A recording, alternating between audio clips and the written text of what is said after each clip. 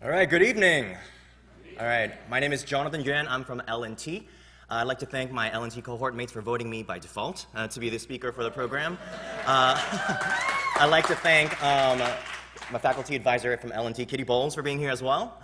And I'd like to thank, finally, my TEP advisees, Jack and Courtney, for launching me up here. So let's get started. Now, I remember the day that I found out I got into Harvard with absolute clarity. It was March 6, 2012. I was sitting in my classroom grading papers when I got the email. I clicked through, and there it was. A video of a bunch of really important-looking people sitting around an even more important-looking table, clapping their hands for me and saying, "Congratulations, you've got into the Harvard Graduate School of Education." I was ecstatic, so naturally, the first person I wanted to call was my dad. And I did. But, you know, I didn't get a, "That's my boy," or "I'm so proud of you." No, not even a "Good job, son." Instead, my dad only had one thing to say. And that was, "Why would you go to Harvard to be a teacher?" Sadly, this perception of teaching as being below me hasn't really been shaken since I arrived here at the ed school. Surrounded by policymakers, researchers, and administrators, practitioners like myself often feel relegated to the bottom rung of the HGSE ladder because we're just teachers. After all, this is a country that says, those who can, do. Those who can't, teach. So really, what was I thinking coming to Harvard to be a teacher? I mean, why be a teacher when some of the working conditions are so tough? Let's look at some of the numbers. 10 hours and 40 minutes. That's the average time American teachers work per day. 8 hours? 10 hours and 40 minutes. That's an average of 53 hours a week, including work done after school and at home. Teachers don't have a 40-hour work week at all. Now, even if we take away the time they work at home and after school, that's still a total of 1,097 hours in front of the classroom per year. Now you're like, what does that number mean? Well, they did a study where they compared it to other countries in the Organization for Economic Cooperation and Development. And the average amount of hours spent by those teachers in those countries, 786 hours in front of the classroom. So American teachers are spending a lot more time in front of the classroom, but you know what? Hey, that's okay. We pay them well enough, right? No, we don't, actually. We don't pay them well, and here are the facts. American teachers make 14% less than professionals in other occupations with similar education requirements. 14% less. But that's not fair because we actually work just as many hours. And you're like, how does that work? Well, the average American teacher works about 1,913 hours in a year. But that's a 36-week work year. 36 weeks, they spend that much time working. Now, the average American full-time worker in 48 weeks works 1,932 hours. Those numbers are pretty close. But yet we're doing those same amount of hours in 12 weeks less time. But are we compensated for that? No. And just how badly are we compensated?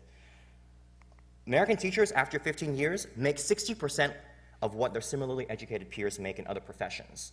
So if someone who is doing another job who is just the same bachelor's degree or master's degree that I have, we make 60% of what they do. But teachers are also poorly compensated compared to teachers in other countries.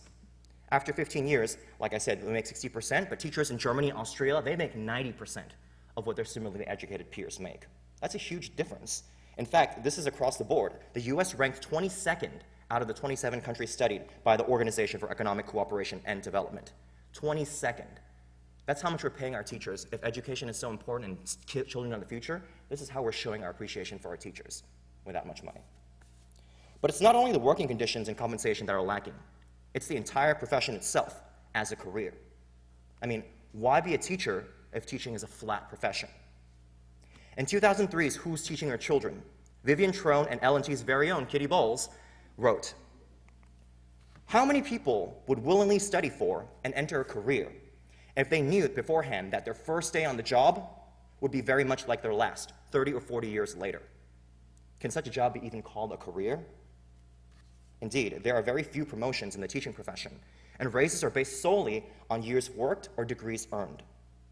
The only way for a teacher to move up is to move out of the classroom and into administration as a principal, superintendent, etc. If you want to stay in the classroom, you're not going to get paid for it. So if you want to move up, you got to move out. How's that fair? To add insult to injury, despite the long hours, low compensation, and flat nature of the profession, teachers often receive the bulk of the blame for poor student performance. What was once this is now this. When students perform well, teachers receive a pat on the back and very little else. Oh, but when students perform poorly, teachers are blamed, resources are restricted, and schools are shut down. Why be a teacher if you receive so little support, but are subject to so much pressure? So, what is the result of all these teaching conditions in the American teaching profession? Well, nearly 50% of teachers leave the profession within the first 5 years. Nearly half. 5 years? I can't do this anymore. 62% of teachers work outside the classroom just to make ends meet. We only work 36 weeks out of the year. The rest of the time, we're going to make money some other way. Finally, few top-tier college graduates actually want to be teachers. This is the result. Now I see the tech people sitting there shaking their boots like, what do we get ourselves into now? But let me assure you, given all of this, why did I still come to Harvard to become a teacher? Because, in the famous words of Taylor Motley's poem, what teachers make? Teachers make a goddamn difference. I have never had a job more fulfilling than being a teacher. The first time you see a student's eyes light up when he finally gets something, there's no feeling like it. But there's something wrong when teachers are forced to make a choice between making a difference and making a living. The teaching profession is broken, ladies and gentlemen. But this is often overlooked in larger conversations about education reform in favor of discussions about accountability and standards, even though teachers are the most important school-based factor in determining student achievement. So, you know what? It's time to realign our focus in education reform to teachers and the teaching profession.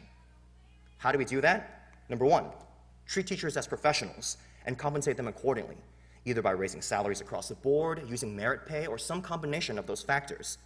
Next, create opportunities that allow teachers to move up while still staying in the classroom. Let's have different types of teachers: novice teacher, middle teacher, advanced teacher, or even department chair roles, different things like that allow them to stay in the classroom while still moving up. Finally, support struggling teachers in schools instead of punishing them. That's not what we want to do. So in light of all of this, why would you go to Harvard to be a teacher? Well, let me quote Henry Adams, who once said, "A teacher affects eternity. He can never tell when his influence stops." Let's hope our influence never does. And that is why I came to Harvard, to be a teacher. Thank you.